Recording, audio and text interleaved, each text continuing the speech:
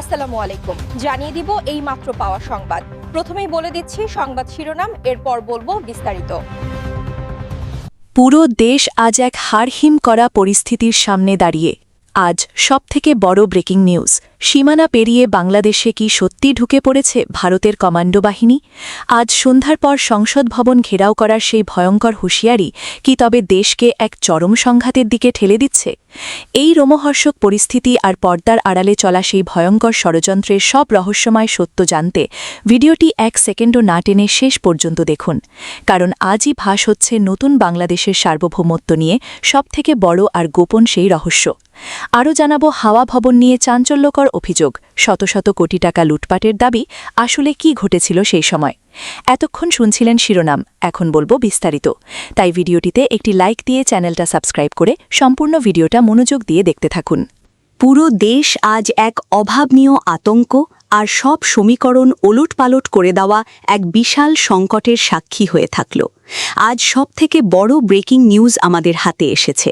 সীমান্তবর্তী এলাকাগুলোতে আজ এক চাঞ্চল্যকর পরিস্থিতি তৈরি হয়েছে এবং গুঞ্জন ছড়িয়ে পড়েছে যে ভারতের বিশেষ কমান্ডো বাহিনী নাকি দেশের অভ্যন্তরে প্রবেশ করেছে।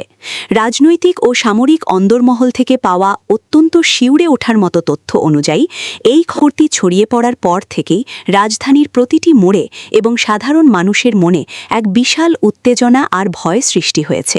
কিন্তু পরিস্থিতি আরও ভয়াবহ হয়ে উঠেছে যখন সন্ধ্যার পরেই জাতীয় সংসদ ভবন ঘেরাও করার এক চূড়ান্ত হুঁশিয়ারি সামনে এসেছে। এই ঘোষণাটি আসার পর থেকেই পুরো ঢাকা শহর আজ যেন এক অগ্নিকুণ্ডে পরিণত হয়েছে। হঠাৎ করে কমান্ডো বাহিনীর প্রবেশের এই খবর এবং সংসদ ঘেরাওয়ের হুমকি পুরো দক্ষিণ এশিয়ায় এক বিশাল টোপার সৃষ্টি করেছে। এই রহস্যময় পটপরিবর্তন আর ভারতীয় বাহিনীর প্রবেশের নেপথ্যে আসলে কোন ভয়ঙ্কর ও রোমহর্ষক সত্য লুকিয়ে আছে, আজ তার সব গোপন তথ্য আপনাদের সামনে সরাসরি উন্মোচন করব। পরিস্থিতির গভীরতা বুঝতে এক সেকেন্ডও না টেনে পুরো ভিডিওটি শেষ পর্যন্ত দেখুন, কারণ আজকের এই প্রতিবেদন দেশের স্বাধীনতা আর সার্বভৌমত্ব রক্ষা নিয়ে সবথেকে বড় বিস্ফোরণ হতে যাচ্ছে। আন্তর্জাতিক গোয়েন্দা সংস্থা এবং রাজনীতির নীতি নির্ধারণী মহল থেকে পাওয়া অত্যন্ত শিউরে ওঠার মতো তথ্য অনুযায়ী সীমান্তের ওপার থেকে আসা এই মুভমেন্টগুলো সাধারণ কোনো ঘটনা নয়। বিশ্বস্ত সূত্র বলছে দেশের স্থিতিশীলতা নষ্ট করতে এবং সংসদীয় কার্যক্রমকে বাধাগ্রস্ত করতেই এমন একটি পরিস্থিতি ছক পাশা হয়েছে, যা এখন আন্তর্জাতিক মহলেও বড় ধরনের বিতর্কের জন্ম দিয়েছে। এই হঠাৎ ঘটে যাওয়া ঘটনাপ্রবাহ প্রমাণ করছে যে বাংলাদেশের রাজনীতি এখন আর কেবল সভার মধ্যে সীমাবদ্ধ নেই, এটি এখন সরাসরি এক অস্তিত্ব রক্ষার লড়াইয়ে রূপ নিয়েছে, যা সাধারণ মানুষের কল্পনাকেও ছাড়িয়ে গেছে। গোয়েন্দা সংস্থাগুলো বলছে সংসদ ঘেরাওয়ের এই ডাক আসলে জনগণের ক্ষোভের বহিঃপ্রকাশ, নাকি এর পেছনে কোনো ভিনদেশী শক্তির ইন্ধন রয়েছে তা নিয়ে এখন বড় ধরনের তদন্ত শুরু হয়েছে।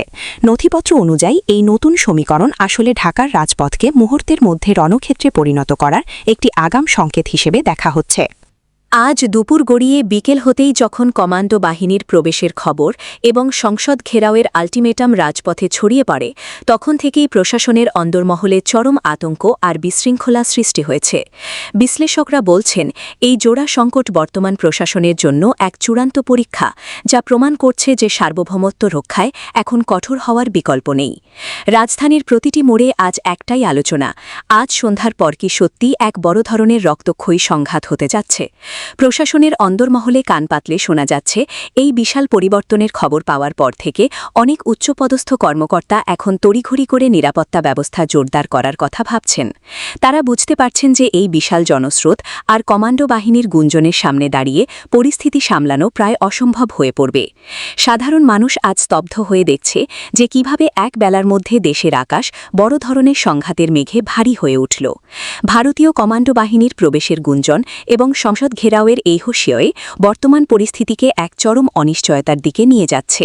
প্রতিটি সেকেন্ডে পরিস্থিতির মোড় ঘুরছে এবং ঢাকার আকাশ আজ অজানা এক হাড়হিম করা আশঙ্কায় থমথম করছে। বর্তমানে সারা দেশে এক ভয়ঙ্কর উত্তেজনা বিরাজ করছে এবং যে কোনো সময়ে বড় ধরনের কোনো চূড়ান্ত ঘোষণা বা সামরিক পদক্ষেপের খবর সামনে আসতে পারে। আজকের এই বিশেষ প্রতিবেদনে আমরা এই ভয়ঙ্কর সংকটের নেপথ্য সব অন্ধকার সত্য আপনাদের সামনে তুলে ধরলাম। আপনারা কি মনে করেন, এই উত্তপ্ত পরিস্থিতি কি দেশের সার্বভৌমত্বকে সংকটে ফেলবে? আপনাদের মূল্যবান মতামত নিচের কমেন্ট বক্সে অবশ্যই লিখুন। ব্রেকিং নিউজের প্রতিটি আপডেট সবার আগে পেতে ভিডিওটি এখনই শেয়ার করুন এবং আমাদের সাথেই থাকুন। বাংলাদেশের রাজনীতিতে বহুল আলোচিত হাওয়া ভবনকে ঘিরে আবারও নতুন করে বিতর্ক সামনে এসেছে। সম্প্রতি এ বিষয়ে বক্তব্য দিয়েছেন ড.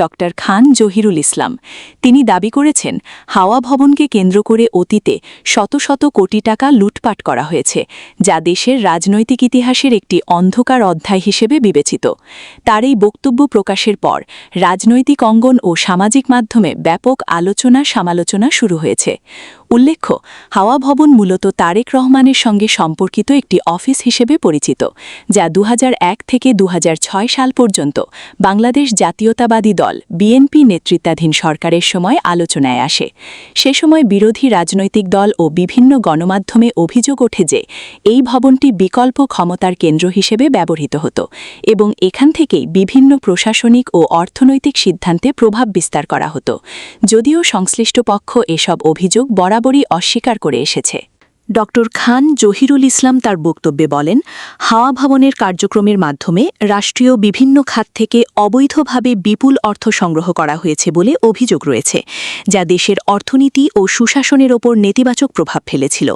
তিনি আরও দাবি করেন, এই ধরনের অনিয়মের কারণে রাষ্ট্রীয় প্রতিষ্ঠানগুলোর প্রতি জনগণের আস্থা ক্ষতিগ্রস্ত হয় এবং ভবিষ্যতে উন্নয়ন কার্যক্রমেও এর প্রভাব পড়ে।